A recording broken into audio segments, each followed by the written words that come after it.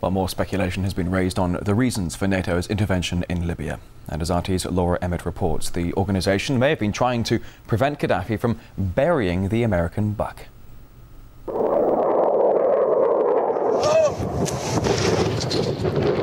According to some, it's about protecting civilians.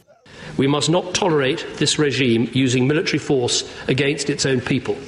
Others say it's about oil. The only reason they're interested with Libya is about the oil. You'd think we'd be in Iraq if the major export there was broccoli.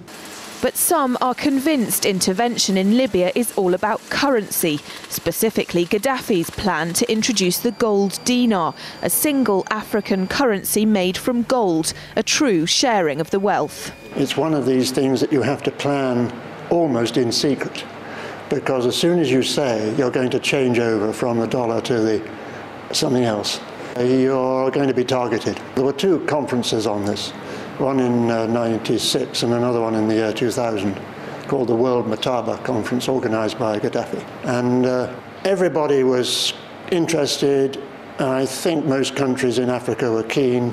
Gaddafi didn't give up.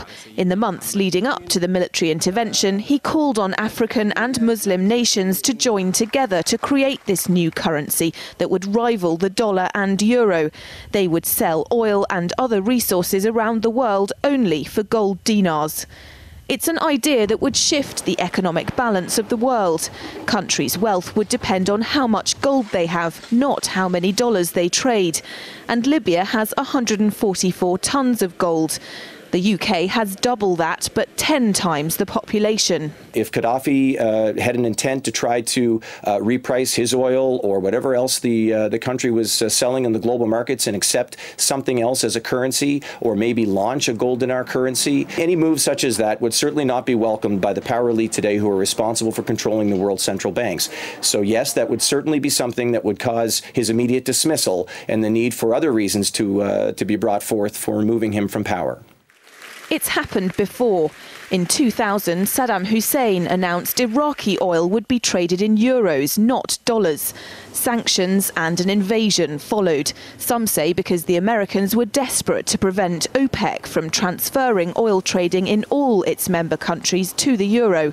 The UK's gold is kept here in a secure vault somewhere in the depths of the Bank of England. As in most developed countries, there's not enough to go around.